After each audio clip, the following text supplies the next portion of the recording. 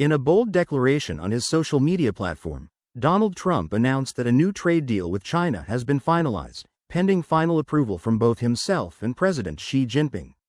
According to Trump, China has committed to delivering rare earth minerals and magnets, up front, while the United States has agreed to welcome Chinese students into its higher education institutions, a move he described as historically beneficial. The proclamation comes amid months of intricate negotiations aimed at easing trade tensions and establishing a framework that could stabilize relations between the two global powers.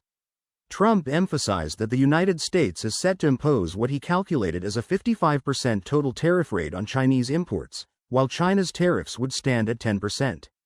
However, independent analysts have estimated the effective U.S. tariff rate to be closer to 33% when averaged across all goods. While Trump's post carried the tone of finality, the reality appears more nuanced. The deal's implementation is still subject to mutual sign-off and lacks key components many observers were hoping for, particularly concerning U.S. export controls on semiconductor technology.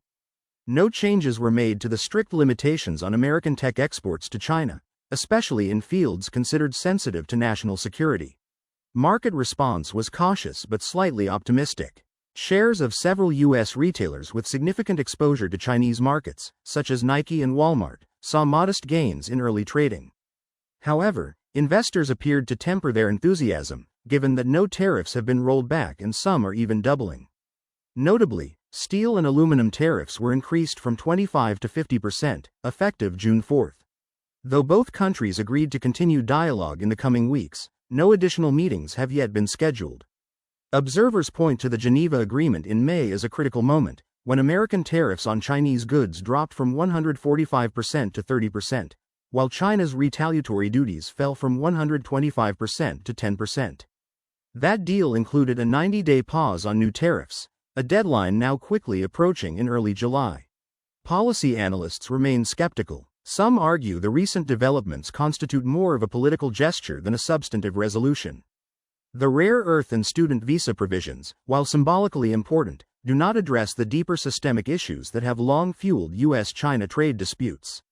Analysts like Greg Valliere note that while relations may be stabilizing, a comprehensive trade pact remains a distant prospect. Moreover, experts emphasize China's enduring leverage, especially in the domain of rare earth elements, critical inputs for advanced electronics, electric vehicles, and medical equipment. Professor Véronique Derugy noted that although China faces economic pressures, it still holds dominant positions in both resource reserves and processing infrastructure. Meanwhile, the possibility of U.S. concessions on export controls continues to stir debate.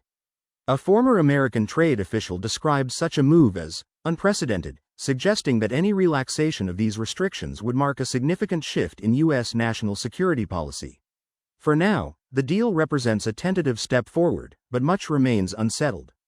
As the expiration of the tariff pause nears and no concrete implementation schedule is in place, the coming weeks will prove crucial in determining whether this agreement marks the beginning of a lasting thaw, or simply another short-lived pause in an ongoing trade standoff.